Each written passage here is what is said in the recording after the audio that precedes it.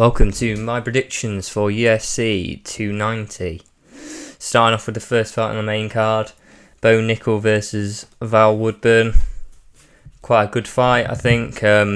Obviously, Woodburn replacing on this card, but I think Bo Nickel still has this. I think he's good enough to get Woodburn down on the ground, get the submission. I think the level is he's still just above the level on the ground, and I think he gets it done. I think for these first few opponents, I know he's on the main card, but I think he's good enough to get it done. I think he is at that high level. You just got to get through these guys to get that. I think Bo Nickel is basically ranked. I would suspect he's at that sort of level. I think he's sort of challenging for rank in that division. So we'll see after a few fights, see what happens and see if he actually manages it. I think Woodburn coming in as a short notice replacement. Lack of reach compared to Bo Nickel. Bo Nickel, both height and reach, a lot bigger guy. We'll have to see, but I think Bo Nickel, if we're looking at past to have a look at this fight, I think Bo Nickel gets it done. On to the next fight, which is Turner versus Dan Hooker. I actually went for Dan Hooker in this fight by decision. So reason for that is really Hooker has the experience, big fights. Over Turner, I think Dan Hooker's pretty much went against who he's went against. You know, they're sort of top division guys now, so I think Dan Hooker really likes to use normally his advantage in reach to keep distance and use that to really win fights. That is it. Keep him at range, use that distance. He has got a reach disadvantage and a height disadvantage in this fight, which is a bit of a one where sometimes it could be a problem for him, but I think the good kicks he's got, I think he managed to get it over the 3 rounds. I think he's got the ability with the experience to kind of draw it out and to get a decision for himself. So I think Dan Hooker by decision there. Now, going on to a very interesting fight, Robert Whittaker versus Duplessis. Straight away, this should be a pretty good fight to see. You know, Whittaker's a top contender in that division. Arguably, got very good abilities everywhere. Adesanya had problems beating him. He was a current champ, so I think totally up there. I think him, on his day could be Adesanya. We'll have to see in the future. Maybe Duplessis doing well, getting up there. 5-fight win streak. I think that's very good. But I think against Whittaker, I think it's a bit of a problem. There's a level problem there. Robert Whittaker's a level above. And I think even with the reach advantage, with the height advantage, I think Robert Whittaker's gonna dismantle him quite easily. Quite quickly as well.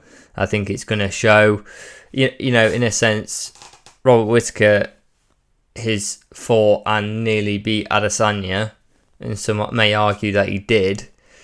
Duplessis has went against Darren Till, other fighters who just aren't at the championship level in the division. When Duplessis beat them, they aren't going for it. They're not at that sort of level. Something's happened, and I think in the Brunson fight, it wasn't a spectacular performance. For Duplessis, I think he got the win. He did very well, but it wasn't, super wow. This is the type of guy who can beat Robert Whittaker, and that's the problem. I think if you think of it like that, Duplessis can beat other people, but Robert Whittaker's a different level. He is that one. If you beat Whittaker, you should be getting a title shot. So that is a big level up on the guys Duplessis has fought. But I think Duplessis is going to try, and I think he's going to do all right for the first few rounds. I think it's going to teach him for the future of this is the sort of level that them next guys are at. So I think Robert Whittaker gets it done by TKO, KO. And yeah, I think Duplessis learns from it, hopefully, and can come back in the future, because I think it's always good to have good contenders at the top of that division. Alright, so getting into the co-main for the featherweight championship, Moreno versus Pantoja. It should be a good fight. I think Pantoja's coming off a 3-fight win streak. I think he's very good. He's a very good fighter. I think Moreno gets it done, though. I think he just has experience over the 5 rounds. I think he's done it against Figueiredo. And do I see Figueiredo? It's a tough fight. He beat him.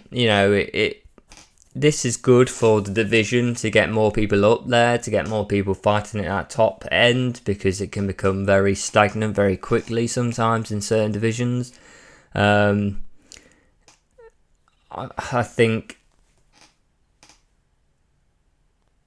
Montoya is very good at keeping down and standing up. If he gets you on the ground, he's very good at it.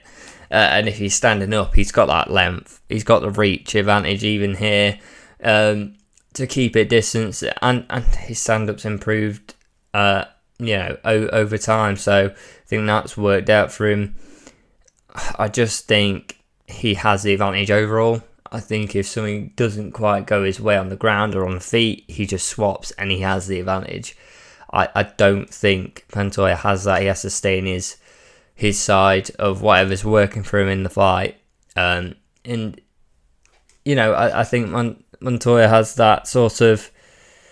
Moreno has that sort of ability with doing 5-rounders constantly. He has the total experience of going them hard 5 rounds, and if he does, he can put you into deep water and take you into that 4th or 5th round and try and see what you've got. So I think Moreno gets it done, KO TKO round 3. Now on to the main event, which is Volkanovski versus Yair Rodriguez. So just going through, obviously Volk coming off a very close decision against Makhachev last fight. So, which, it was very good. Did Volk win? Maybe he could have done. So, it shows how good he is. Makhachev being amazing. Volk can do that. Could beat him. That's the thing.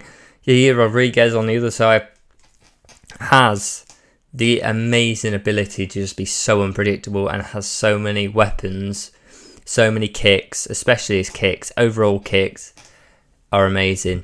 So I think it's really hard. Yair Rodriguez could pull out something. He is probably the toughest fight in this division for Volk currently, just because of how unpredictable he is. That's the thing with Volk. If you do everything standard, he's better. If you do everything that everyone else does, you may go up to Volk because you're better than the other people, but Volk is better overall. And I think Yair does nothing that no one normally does, has so much unpredictability, could catch him with something.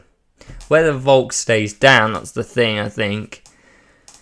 Can Yair actually keep him down with hammer fist and being on top on the ground? I don't think so. I think it's probably a tough ask against Volk.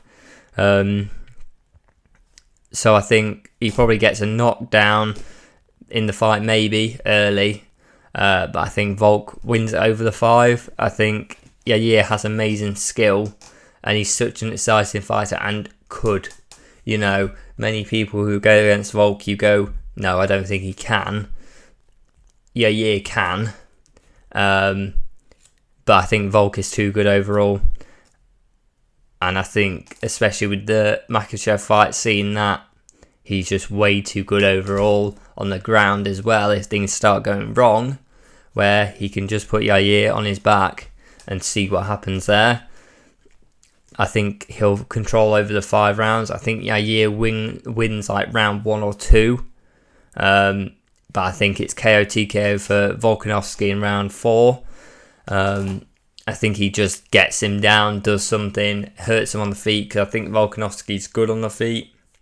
I think he knows he's got to make sure he gets in the face of Yair. He can't allow Yair to keep that quite long range that he likes to keep, whereas Volkanovski likes to get inside. So Volkanovski's sort of idea of a normal fight of what he likes to do is sort of will help him to avoid them big kicks that he's got. So I think Volkanovski over the time will get it done 4th round. I think Yair will show a great performance. So yeah, I think that's that for the predictions for UFC 290. I think please like and subscribe if you've enjoyed. Let me know in the comments any of your thoughts, and have a good day.